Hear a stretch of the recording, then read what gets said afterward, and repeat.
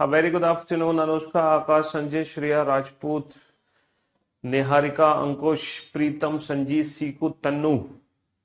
A very good afternoon, all of you. Anup, Tannu, Kajal, Shivani, Sanjeet, Ankush. Good afternoon, good afternoon. अब ठीक है। Good afternoon. क्या हाल है भाई आप सभी के? बढ़िया, फर्स्ट क्लास, शानदार, जानदार, एकदम झकास। साहिनी, अंशु, रमेश, अरविंद, मनीष, तरुण, गुड आफ्टरनून। चलिए, तो हम कल पढ़ रहे थे ब्लड रिलेशन, है ना।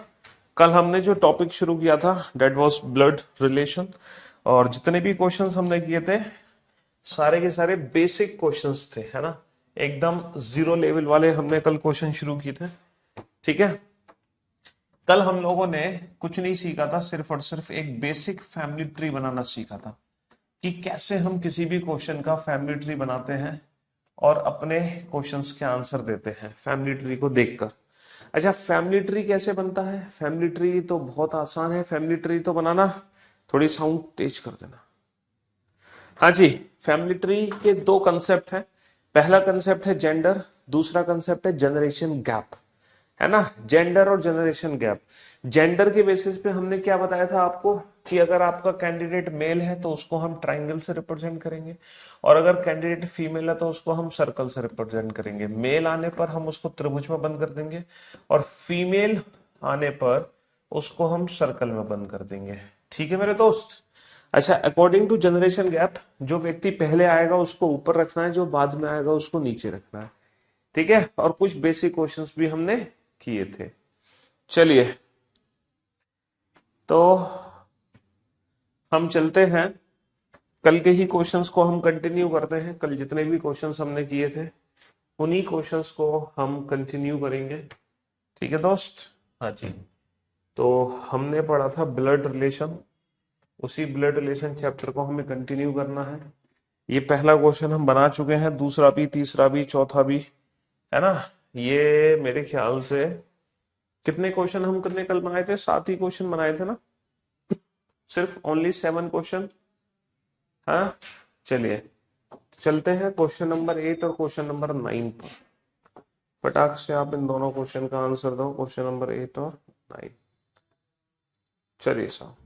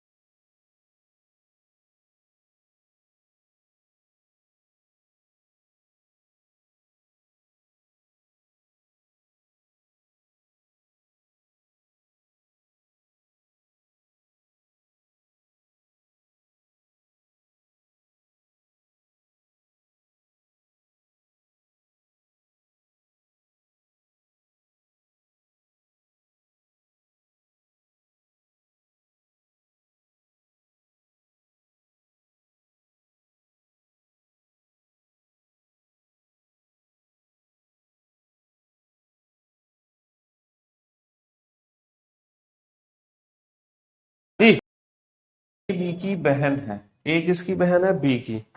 तो ए को बहन बना दो। बहन बनाने का मतलब है कि ए को सर्कल में बंद कर दो। ये किसकी बहन है? ये किसकी बहन जी है? बी की। तो बी इनके साथ आएंगे। अच्छा, हमें बी का जेंडर यहाँ पे नहीं पता है ना।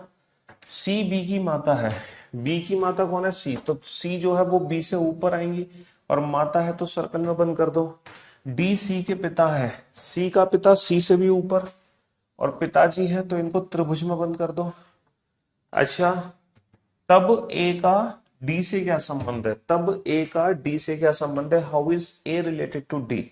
तो हमसे पूछा है हु इज ए कौन है, how is A related to D, who is A. इसकी बेटी की बेटी है और बेटी की बेटी होगी ग्रैंड डॉटर, है ना, नातिन, बेटी की बेटी। How is A related to D, हमें बताना है हु इज ए कौन है, हमें ए के बारे में बताना है, ठीक है। Next, F is the brother of A, F किसका भाई है, ए का। तो एफ भाई है तो एफ को ट्राइंगल में बंद कर दो, किसके भाई साहब है, ये ए के, तो ए को इनके साथ बना दो। सी इज द डॉटर ऑफ ए, सी किसकी बेटी है, ए की बेटी ए से नीचे और बेटी है तो सर्कल में बंद कर दो। के is the sister of F, के किसकी बहन है, एफ की बहन एफ के साथ आएगी और बहन है तो सर्कल में बंद कर दो। जी इज द ब्रदर ऑफ सी, जी किसका भाई है, सी का भाई सी के साथ आएगा और जी भाई है तो त्रिभुज में बंद कर दो, ठीक है। अब क्या क्वेश्चन पूछा है, who is the uncle of G, G के अंकल कौन है ये बताओ। Who is the uncle of G, G के अंकल कौन है, तो जी के अंकल कौन है ये बताओ।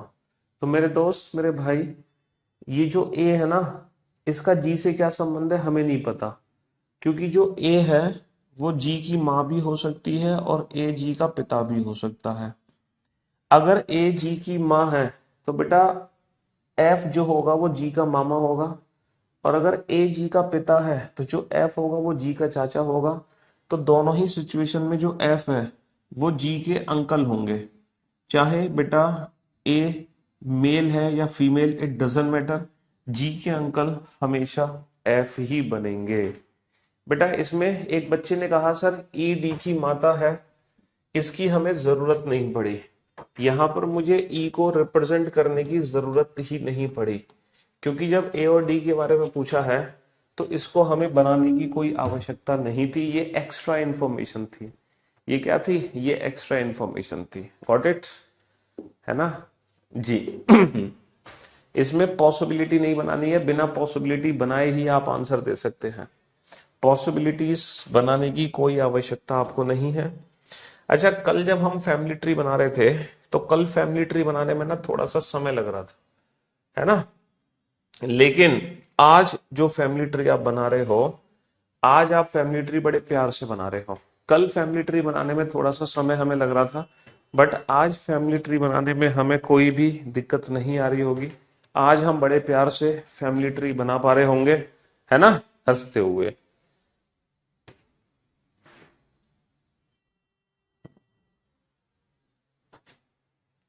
और थोड़ा सा नातिक बेटा ग्रैंड डॉटर, और थोड़ी सी ना, अब आप लोग आज फैमिली ट्री बनाने में ना थोड़ी सी अपनी स्पीड फास्ट रखोगे। कल तो हो सकता है आपकी स्पीड थोड़ी सी स्लो होगी फैमिली ट्री बनाने में, लेकिन आज अपनी थोड़ी सी स्पीड फास्ट रखना, ठीक है जी।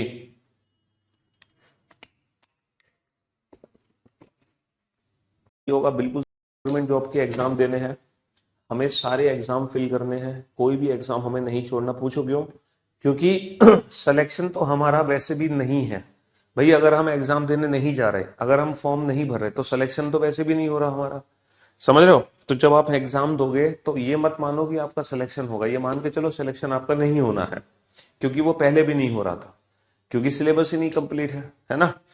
तो सिलेक्शन तो नहीं हो रहा, लेकिन उसमें फायदा आपका ये होगा कि आपको एक्सपीरियंस मिलेगा। और बेटा लाइफ में हर काम के लिए एक्सपीरियंस ही चाहिए, जीवन में एक्सपीरियंस का बहुत महत्व है। भले ही आपका सिलेक्शन नहीं होगा, लेकिन आपको ना वो प्रेशर, एग्जाम का प्रेशर झेलने का एक्सपीरियंस मिलेगा। आपका सिलेक्शन नहीं होगा, लेकिन आपको वो एग्जाम का माहौल मिलेगा, उसका एक्सपीरियंस मिलेगा आपको। आपका सिलेक्शन नहीं होगा, लेकिन आपको एक्सपीरियंस मिलेगा कि एग्जाम में क्वेश्चन किस तरीके से पूछे जाते हैं, कैसे हमें टाइम मैनेजमेंट करना होता है। तो वो एक्सपीरियंस आपके लिए बहुत जरूरी है। सिलेक्शन होना ना होना इट डजंट मैटर, ये सेकेंडरी चीज है। पहला चीज है एक्सपीरियंस, आपको एक्सपीरियंस लेना पड़ेगा, ठीक है।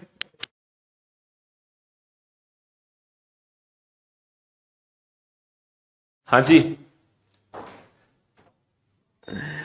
चलिए साहब, तो दोनों क्वेश्चन के आंसर आप लोगों ने दे दिए हैं, गुड जॉब, बहुत बढ़िया।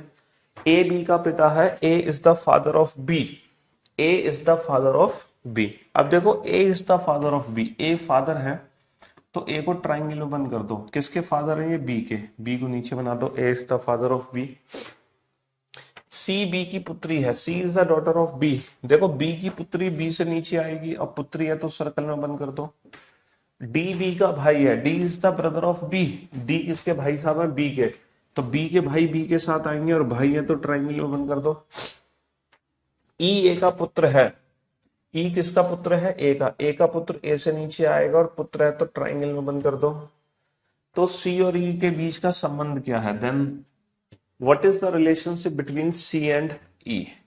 सी और ई के बीच का रिलेशन क्या है? देखो जो ई है ना, वो इसकी माँ का भाई भी हो सकता है और वो इसके पिता का भाई भी हो सकता है। तो जो ई है वो सी का चाचा भी हो सकता है और मामा भी हो सकता है, ठीक है, क्योंकि यहाँ पे हमें बी का जेंडर नहीं पता। तो ई चाचा या मामा दोनों हो सकता है। और ये जो, अगर ये चाचा है तो जो सी है वो इसकी भतीजी होगी, भतीजी, क्योंकि भाई की बेटी को भतीजी बोलते हैं।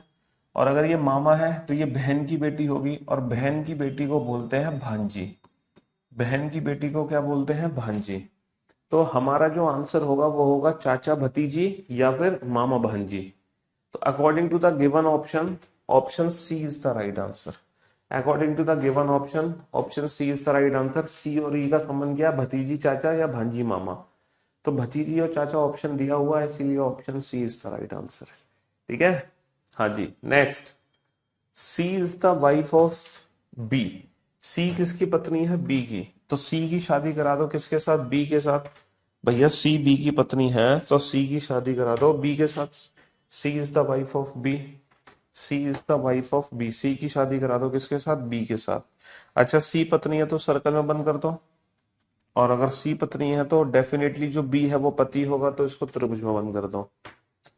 ई is the son of C, E is the son of C, E किसका बेटा है? सी का, सी का बेटा सी से नीचे आ जाएगा और बेटा है तो त्रिभुज में बंद कर दो। E is the son of C, ठीक है। A is the brother of B, A is the brother of B, A B का भाई है तो बी का भाई बी के साथ आएगा और ए भाई है तो त्रिभुज में बंद कर दो। एंड फादर ऑफ डी, बेटा ये जो एंड वर्ड है किसके लिए है? ए के लिए है। A is the father of D, A D का पिता है। ए किसका पिता है? ए डी का पिता है। तब हमसे क्या पूछा है? What is the relationship of E to D? तो ई का डी से क्या संबंध है? तो ये जो ई है, ये जो ई है सर, बैंक के मॉक टेस्ट में पॉइंटिंग फॉर्म के क्वेश्चंस हैं, क्या एग्जाम में भी होंगे? नहीं, not at all. Banking exam में पॉइंटिंग फॉर्म का एक भी क्वेश्चन नहीं आता है, ठीक है। बैंकिंग एग्जाम में पॉइंटिंग फॉर्म का एक भी क्वेश्चन नहीं आता। बैंकिंग एग्जाम में सिर्फ पजल और कोडेड फॉर्म आती है। तो बताओ ई का डी से क्या क्या संबंध है? How is E related to D? E कौन है? तो देखो ई जो है वो इसके चाचा का बेटा है। चाचा का बेटा, चाचा का बेटा कौन होता है? चाचा का बेटा कौन होता है? चचेरा भाई, तो कजन। चाचा का बेटा कौन होता है? कजीरा, चचेरा भाई यानी कि कजन। अच्छा, मैं आप लोगों को ना थोड़ा सा इंग्लिश ग्रामर पढ़ाना चाहता हूँ, थोड़ा सा मैं इंग्लिश ग्रामर आप लोगों को मैं पढ़ाना चाहता हूँ, है ना। आप लोग ध्यान से उसको पढ़ना और समझना। इंग्लिश ग्रामर आपको पढ़ना जरूरी है, ठीक है। हाँ जी,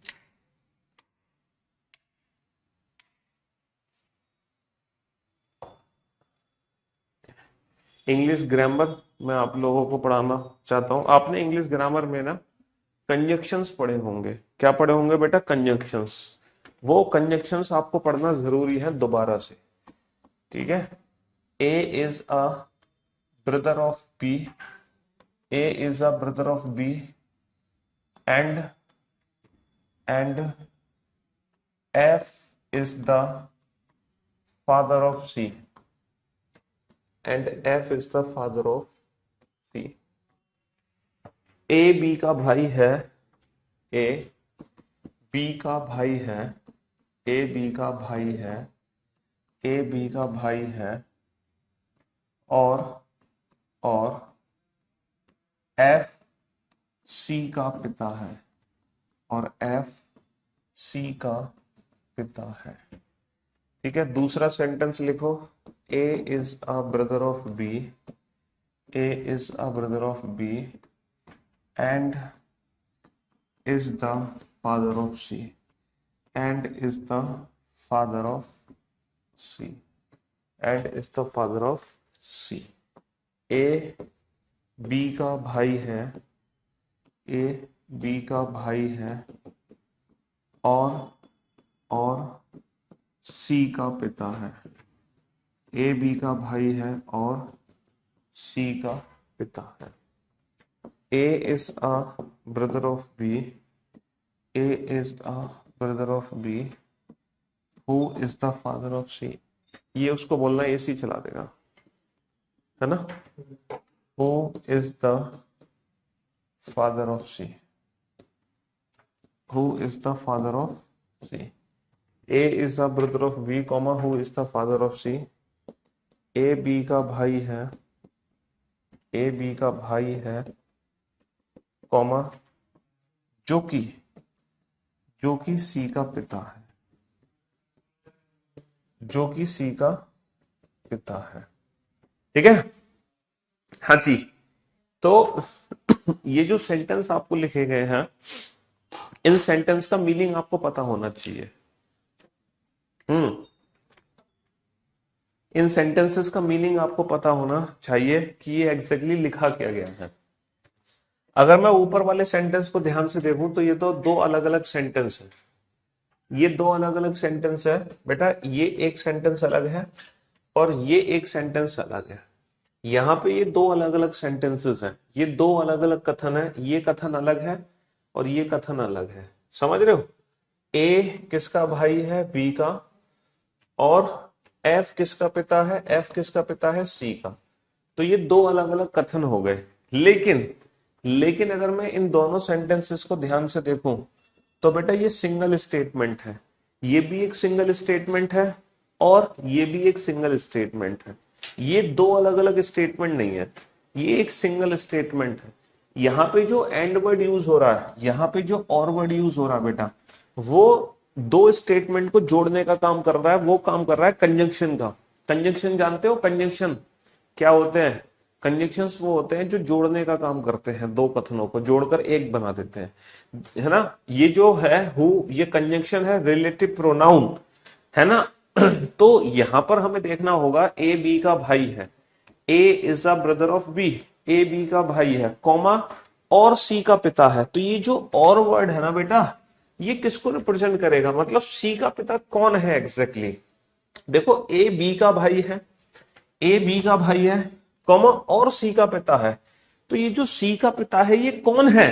देखो ए बी का भाई है और सी का पिता है, मतलब ए सी का पिता है। A is the father of सी।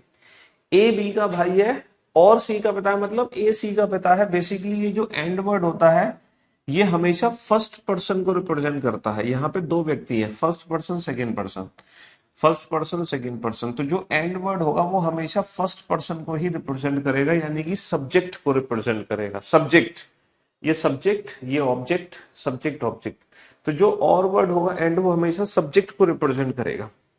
अच्छा, A is a brother of B, A B का भाई है, कॉमा जो कि सी का पिता है। A is a brother of B, A is a brother of B, A is a brother of B, comma who is the father of C. अब ये हु वर्ड बेटा, हु वर्ड किसको रिप्रेजेंट करेगा? हु वर्ड हमेशा उसको represent करता है उससे ठीक पहले जो आता है। तो हु से ठीक पहले क्या है? बी। तो हु वर्ड बी को रिप्रेजेंट करेगा, जो कि मतलब ये ऑब्जेक्ट को रिप्रेजेंट करेगा। A is a brother of B, comma who is the father of C. A B का भाई है, कॉमा जो कि सी का पिता है। जो कि मतलब ए बी का भाई है, जो कि सी का पिता है, मतलब बी सी का पिता है। B is the father of C, B is the father of C. तो बेटा ये थोड़ी सी इंग्लिश ग्रामर की नॉलेज थी जो मुझे आप लोगों को देनी थी। नो डाउट आपको पहले से ये नॉलेज आती, पता था आपको इसके बारे में, लेकिन फिर भी मेरा फर्ज था कि इस कंसेप्ट को मैं रिपीट करवाऊं। रीजन, क्योंकि जब हम सीटिंग अरेंजमेंट चैप्टर पढ़ते हैं, हम पजल चैप्टर पढ़ते हैं, हम ब्लड रिलेशन चैप्टर पढ़ते हैं, तो इन तीनों ही चैप्टर में ये वर्ड्स यूज होते हैं काफी बार। तो हमें इनका प्रैक्टिकली मीनिंग समझना चाहिए। तो बेटा एंड वर्ड हो while हो, but हो, सिर्फ कॉमा भी हो, ये सारे वर्ड फर्स्ट पर्सन यानी कि सब्जेक्ट को रिप्रेजेंट करते हैं। अच्छा, who, whom, who, whom, whose, that, ये जो वर्ड है ना, ये रिप्रेजेंट करते हैं ऑब्जेक्ट को। ठीक है, ये जो वर्ड्स हैं ये रिप्रेजेंट करते हैं ऑब्जेक्ट को। हु, whom, whose, that, है ना। हु की जगह अगर लिखा होता ना डेट, तो वो डेट किसको रिप्रेजेंट करता, वो डेट रिप्रेजेंट करता ऑब्जेक्ट को। ठीक है, किसको रिप्रेजेंट करता, ऑब्जेक्ट को रिप्रेजेंट करता। जिसका, जिसकी, जिसको, जिसका, जिसकी, जिसको। ठीक है, इसका हिंदी में मतलब होता है कि जो कि, जिसका, जिसकी, जिसको, जो कि, जिसको, जिसका, जिसकी, ये सारे वर्ड हैं। जो कि, जिसका, जिसकी, जिसको, जिसकी। ठीक है, ये सारे वर्ड्स हैं जो ऑब्जेक्ट को रिप्रेजेंट करते हैं। ठीक है, ये है और, जबकि, परंतु, किंतु, है, लेकिन, किंतु, परंतु, ये सब सब्जेक्ट को रिप्रेजेंट करते हैं। ठीक है,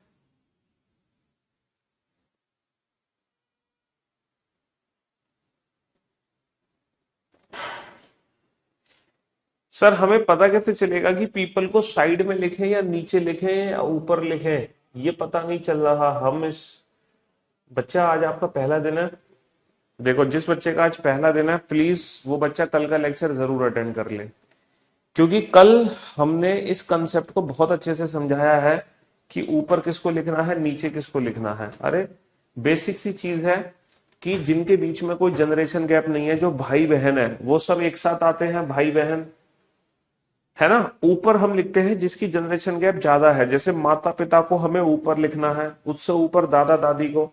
तो जितनी जनरेशन हम बढ़ते चले जाएंगे उसको ऊपर उतना लिखते चले जाएंगे। जैसे पिता को ऊपर बनाते हैं और पुत्र को उसके नीचे, माँ को ऊपर बनाएंगे पुत्र को नीचे, है ना। अगर मान लो ये चीज बनी, इसका मतलब क्या है कि ए कौन है, पिता है, और अगर बी, बी कौन है, बी उसकी पुत्री है। तो आपको नहीं पता, साइड में आते हैं भाई बहन और पति पत्नी, ये सब कंसेप्ट हम कल डिस्कस कर चुके हैं।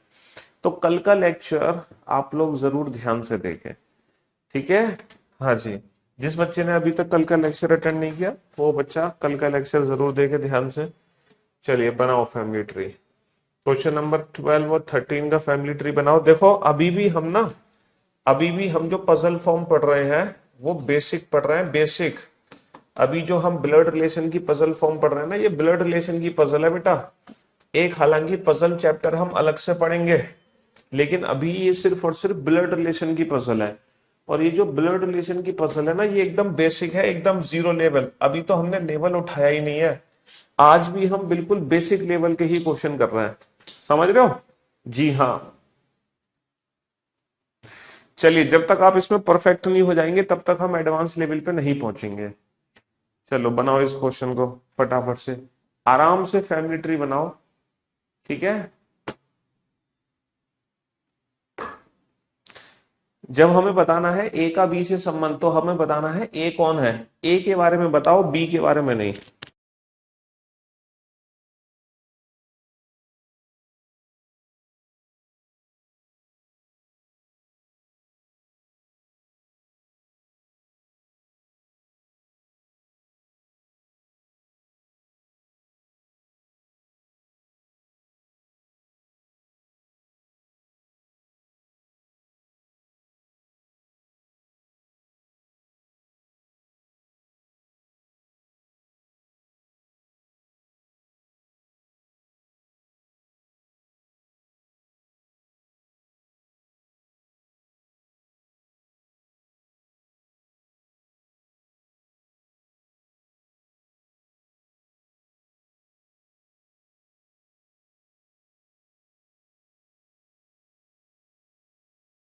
बुक्स दोनों, ऑब्जेक्ट यानी कि ओ, ई सब्जेक्ट, जल्दी। M is the son of P, तो भाई साहब पी का पुत्र तो पी से नीचे आएगा ना, पुत्र तो नीचे आएगा, पुत्र तो बाद में पैदा हुआ। अब इन दोनों में से जेंडर किसका पता चला, एम का, तो एम को ट्राइंगल में बंद कर दो, M is the son of P. Q O की पोती है, जो की वर्ड किसके लिए है, ओ के लिए, object second person.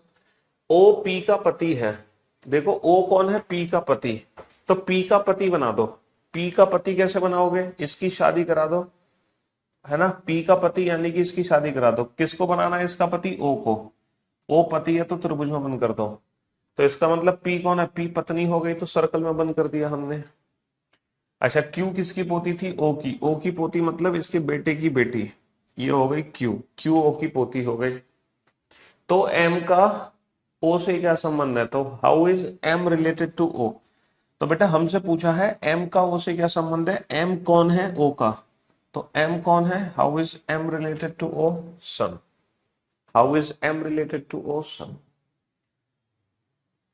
M O का पुत्र है।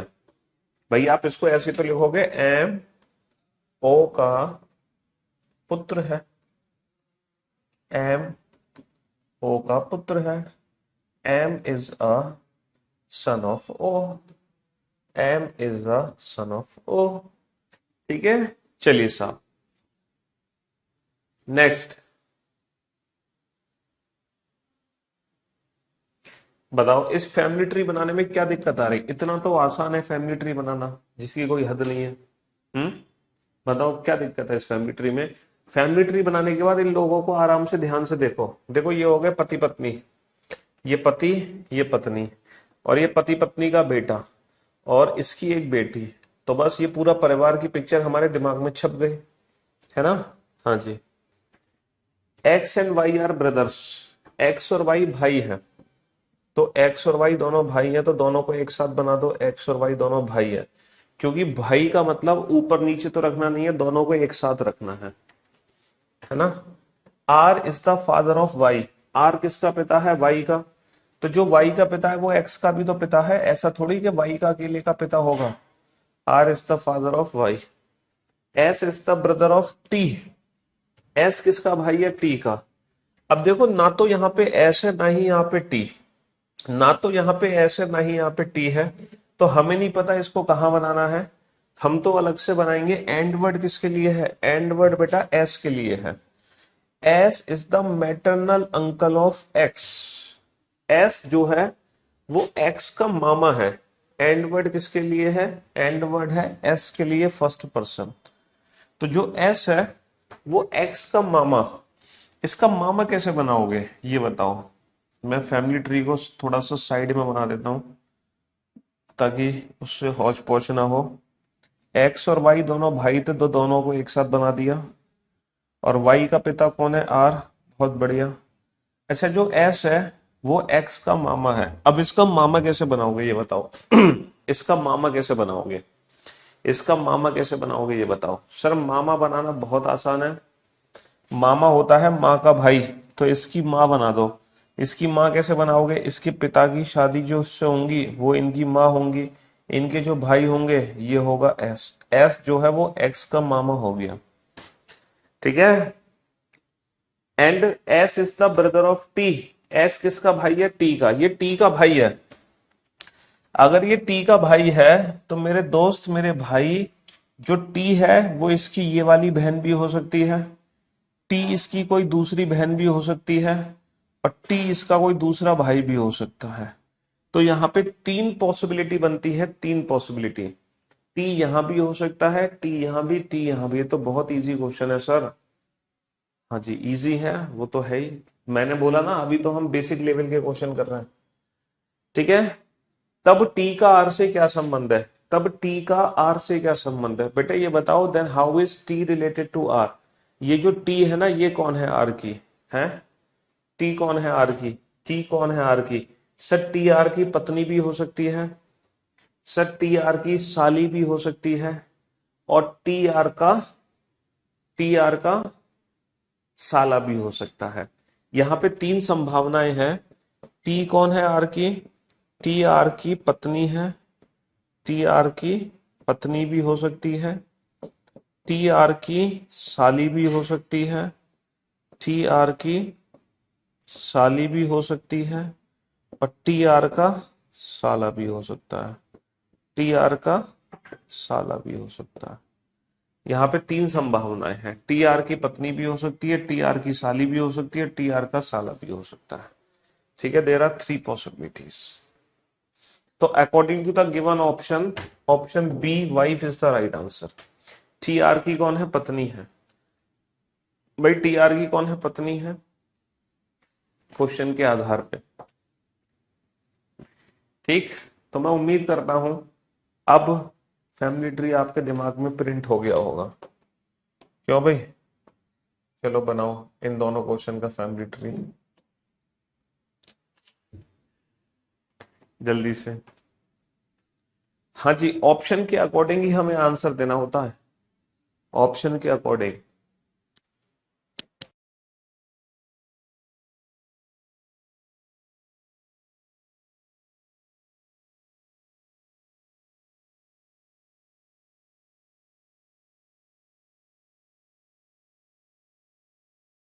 करो सॉल्व फटाफट से, दोनों का फैमिली ट्री बनाओ।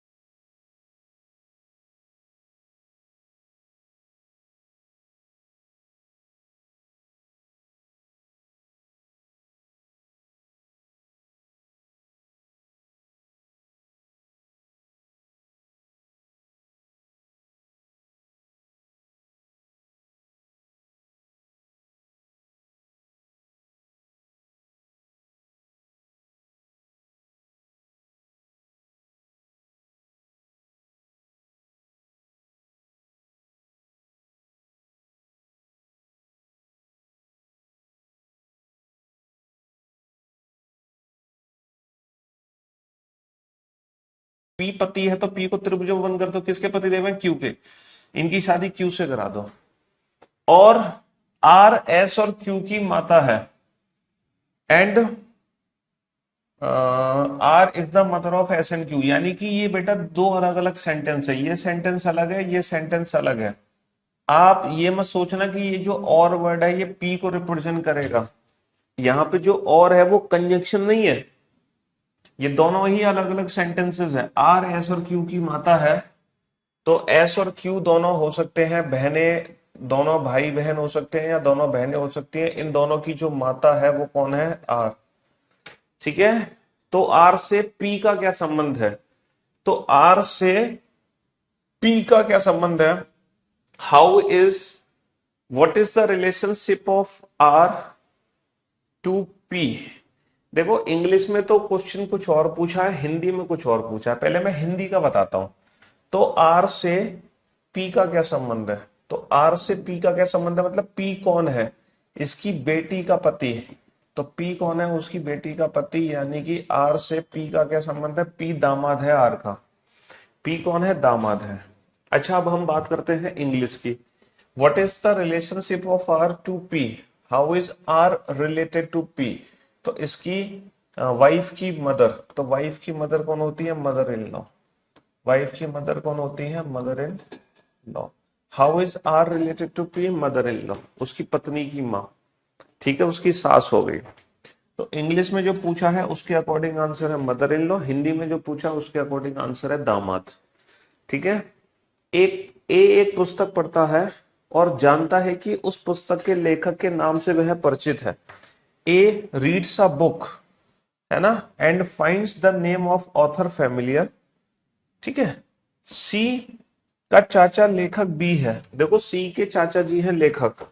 सी के चाचा कैसे बनाओगे ये बताओ? सी के चाचा कैसे बनाओगे? सर पहले सी के पिता बनाएंगे और पिता के भाई बना देंगे, तो ये हो गए सी के चाचा, भाई इनके पिता के भाई। और यही है लेखक बी, जो सी के चाचा है वही है लेखक बी, है ना, ब्रदर ऑफ फादर। पहले इनके फादर बनाओ, उनके ब्रदर बनाओ, तो इनके पिता के भाई हो गए। बी कौन हो गया? सी का चाचा लेखक। ए की पुत्री सी है। ए की पुत्री कौन है? सी। ए की पुत्री है सी। सी पुत्री है किसकी है? ये ए की पुत्री है। इसका मतलब ये है ए या तो इसके पिताजी हैं, ए या फिर इसकी माताजी हैं। इन दोनों में से कोई ए है, क्योंकि ए की जो पुत्री है वो सी है। ए की पुत्री सी है। ए से बी किस प्रकार संबंधित है? ए से बी किस प्रकार संबंधित है? How is B related to A? How is B related to A, मतलब हु इज बी? बी कौन है? ए का। तो देखो, बी ए का भाई भी हो सकता है, और बी ए का कौन हो सकता है? इसके पति का भाई, यानी कि देवर। तो जो बी है वो ए का भाई भी हो सकता है और ए का देवर भी हो सकता है, ईदर ब्रदर और ब्रदर इन लॉ। तो according to the given option, option A is the right answer, है ना, option A is the right answer. I love you sir, you are a nice teacher. मुझे बस शक रहा हो मेरा पूरा सिलेबस हो गया, इसके बाद अपनी पूरी बुक सॉल्व करनी है बस। Thank you so much sir.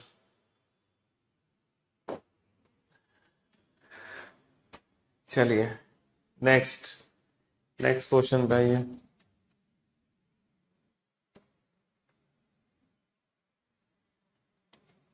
Question number 16। बेटा अभी भी हम बिल्कुल बेसिक लेवल के ही क्वेश्चन सॉल्व कर रहे हैं, एकदम बेसिक पजल सॉल्व कर रहे हैं, एकदम बेसिक लेवल की, समझ रहे हो? हाँ जी। 14-15 का फैमिली ट्री तुम खुद देख लो कैसे बनाया है, 14-15 का फैमिली ट्री।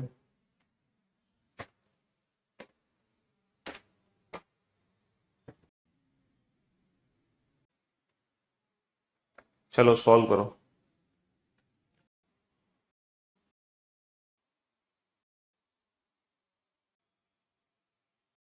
और भाई है तो त्रिभुज में बंद कर दो। सी ए की, ए की माता ए से ऊपर आएगी, माता है तो सर्कल में बंद कर दो। डी सी का पिता, सी का पिता सी से ऊपर आएगा, पिताजी है तो ट्राइंगल में बंद कर दो। एफ ए का पुत्र है, ए का पुत्र ए से नीचे आएगा, एफ पुत्र है तो ट्राइंगल बंद कर दो। तब एफ का डी से क्या संबंध है? Then how is F related to D? Then who is F, हमें बताना है एफ कौन है, किसका? डी का। ठीक है, तो इसकी बेटी का बेटा का बेटा, तो परपोता हो गया ना, ग्रेट ग्रैंडसन, है ना, इसकी बेटी के बेटे का बेटा ग्रेट ग्रैंडसन, ये हो गया ग्रेट ग्रैंडसन, परपोता। एफ डी का कौन हो गया? परपोता, ग्रेट ग्रैंडसन।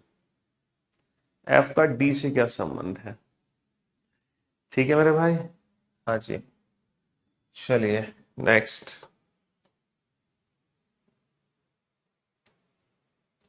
इस क्वेश्चन का आंसर दो, है ना।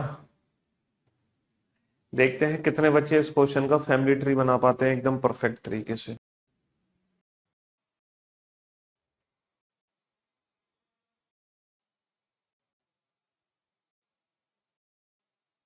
इसका फैमिली ट्री बना लिया ना तो आपके कंसेप्ट एकदम क्लियर हो गए। बहुत सारे बच्चों का आंसर एकदम परफेक्ट आ चुका है, कॉन्ग्रेचुलेशन टू ऑल। जिन्होंने इस प्रश्न का उत्तर दिया है ऑप्शन बी, बहुत सारे बच्चों ने इस क्वेश्चन का एकदम परफेक्ट आंसर दिया है। Ultimate, good job. तो मेरे दोस्त, मेरे भाई, एक परिवार के 6 सदस्य हैं, पुरुषों की संख्या महिलाओं की संख्या के बराबर है।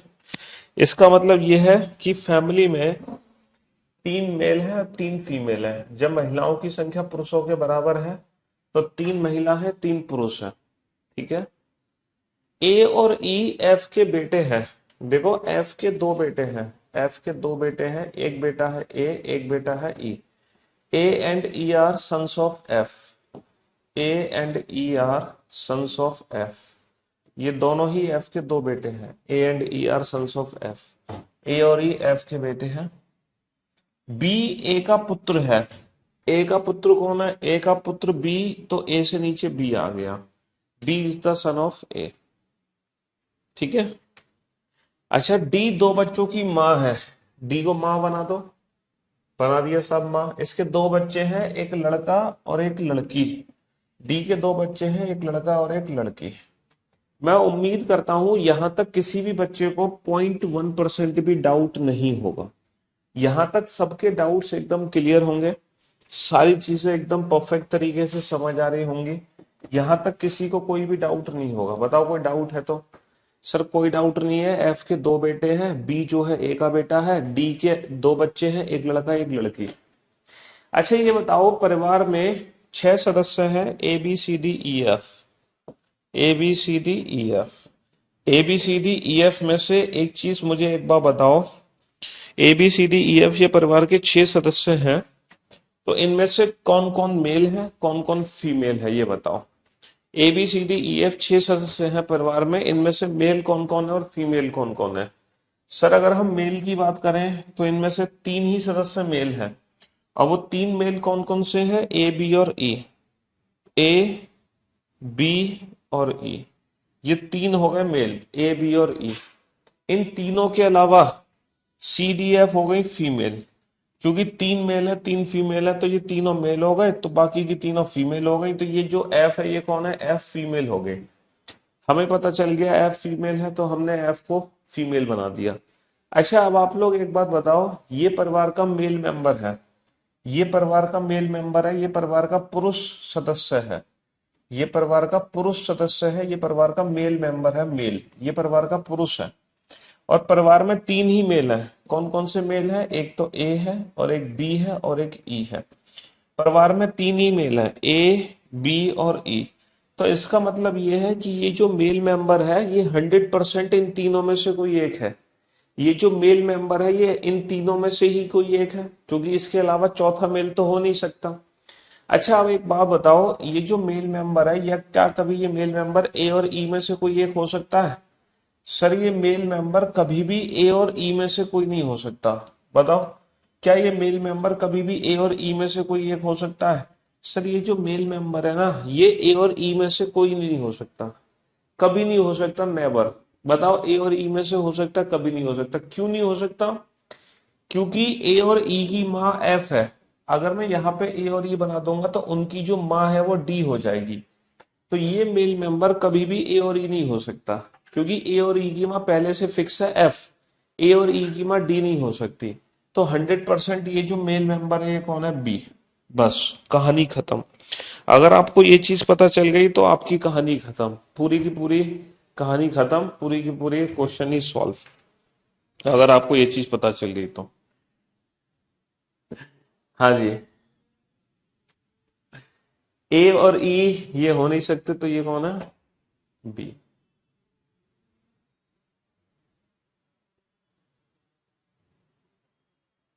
बस, कहानी खत्म। हो गया क्वेश्चन सॉल्व। अब क्या दिक्कत है? अब तो तुम बना ही दोगे, क्यों भाई? अब तो तुम सॉल्व भी कर दोगे, अब तो कुछ बचा ही नहीं। बी ए का भी बेटा है, बी डी का भी बेटा है, तो ये जो बी है ये ए और डी दोनों का बेटा है। समझ रहे हो? कर दो क्वेश्चन सॉल्व।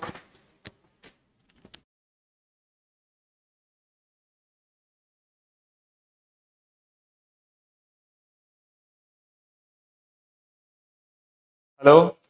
डी का भी बेटा है, बी ए का भी बेटा है, तो बी ए और डी दोनों का बेटा है, इसका मतलब ए और डी आपस में कौन है, इसका मतलब ए और डी आपस में पति पत्नी है। अगर बी ए और डी का बेटा है तो ए और डी आपस में पति पत्नी हो गए, और बेटा डी की एक बेटी है जो कि कौन होगी, एफ। तो how is F relate, how is, sorry, F नहीं होगी, कौन बचेगी, एफ नहीं होगी, बचेगी कौन, सी। तो how is C related to, how is C related to A, C का ए से क्या संबंध है, सी ए की बेटी है। तो ये जो क्वेश्चन सॉल्व होगा बेटा वो सिर्फ और सिर्फ इससे सॉल्व होगा, सिर्फ और सिर्फ इससे। बताओ, इस क्वेश्चन को बनाओ फटाफट से, जल्दी से आंसर दो, विद इन 10 सेकेंड, 10 सेकेंड के अंदर इस प्रश्न का उत्तर आना चाहिए, विद इन 10 सेकेंड इस क्वेश्चन का आंसर आना चाहिए, जल्दी से। एक परिवार में प्रत्येक बच्चे के कम से कम 4 भाई और 3 बहनें हैं। हर बच्चे के कम से कम 4 भाई 3 बहनें हैं, तब परिवार में बच्चों की न्यूनतम संख्या कितनी है। हर बच्चे की 4 भाई 3 बहनें हैं,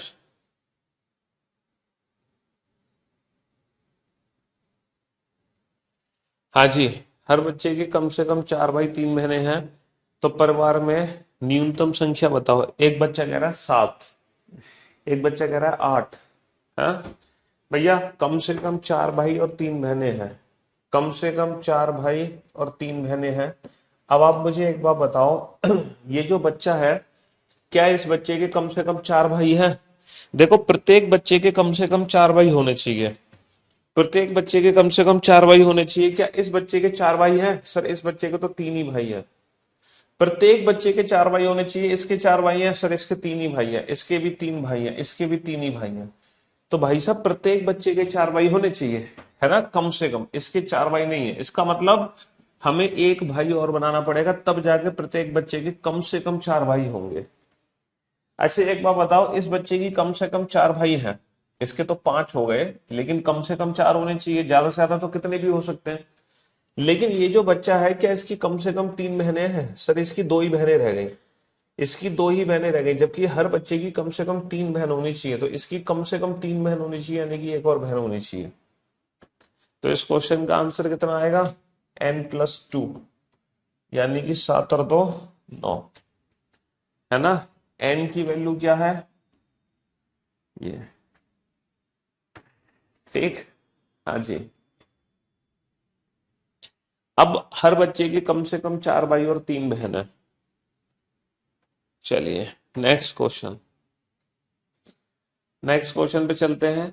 एक परिवार में एक दादा है, एक दादी है, 2 पिता हैं, 2 माताएं हैं, है ना। एक परिवार में एक दादा है, एक दादी है, 2 पिता 2 माताएं हैं। परिवार में 4 बच्चे हैं, 3 पोता पोती है, एक भाई है, 2 बहनें हैं, 2 बेटे हैं, 2 बेटियां हैं, एक सास है, एक ससुर है, एक बहू है। तो परिवार में कुल कितने सदस्य हैं? एक बच्चा कह रहा है परिवार में कुल 23 सदस्य हैं, क्योंकि एक दादा एक दादी, दो, 2 और 2, 2 पिता, 2 और 2 4, 2 माताएं 6, 4 बच्चे 10, 3 पोता पोती 13, एक भाई 14, 2 बहनें 16, 2 बेटे 18, 2 बेटियां 20, एक सास 21, एक ससुर 22, एक बहू 23। तो एक बच्चा कह रहा है कि टोटल 23 बच्चे हैं, टोटल 23 मेंबर हैं परिवार में, है। अरे मेरे भाई देखो, जब दादा दादी की बात हो ना, तो दादा दादी का जो यूनिक फैमिली ट्री बनता है वो कैसे बनता है आप लोग जानते हैं, है ना। दादा दादी सास ससुर का जो फैमिली ट्री बनेगा, फिर वो ये बनेगा, लाइक दिस। ये हो गए ग्रैंड चाइल्ड। चलो, परिवार में एक दादा है, क्या परिवार में एक दादा है? जी हाँ सर, ये दादा है। एक दादी है? सर जी हाँ, ये दादी है। 2 पिता है, 2 पिता सर एक पिता ये है, एक पिता ये है, ये भी तो पिता है इन बच्चों का, तो 2 पिता हो गए। 2 माताएं हैं, सर एक माता ये है, एक माता ये है, ये दोनों माताएं हैं ना। देखो ये माता है इन बच्चों की, ये माता है इन बच्चों की। परिवार में 4 बच्चे हैं, 3 पोते पोती, 3 पोता पोती हो गए, 4 बच्चे हो गए, 3 बच्चे तो ये है इनके, और एक बच्चा ये है इन दोनों का, ठीक है। चलिए साहब, एक भाई 2 बहनें, एक भाई 2 बहनें का मतलब है एक भाई है और 2 बहनें हैं, एक भाई और 2 बहनें हैं। 2 बेटे हैं, सर एक बेटा ये है, एक बेटा ये है। 2 बेटियां हैं, ये दोनों बेटियां हैं परिवार की। एक सास और एक ससुर, सर ये सास है और ये ससुर है। एक बहू, सर ये बहू है। तब परिवार में कुल कितने सदस्य हैं? देखो परिवार में कुल कितने सदस्य हैं, 2 और 2 4 और 3 7। There are only 7 members in the family. परिवार में कुल 7 सदस्य हैं, ओनली 7 मेंबर्स। ठीक है, आपको लग रहा था पता नहीं कितना बड़ा परिवार है, जबकि ऐसा कुछ नहीं है, परिवार बहुत छोटा सा है। ठीक है, there are only 7 members in the family. सिर्फ 7 ही परिवार के सदस्य हैं, ज्यादा सदस्य परिवार में नहीं है। समझ रहे हो? हाँ जी।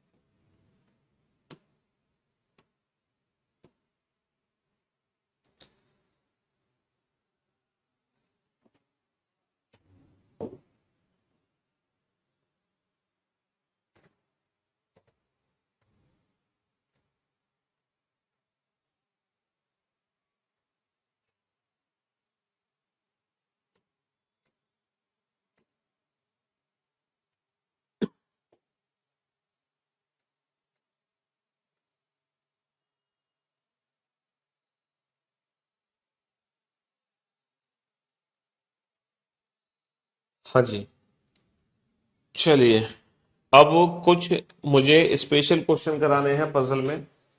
ठीक है, हाँ जी।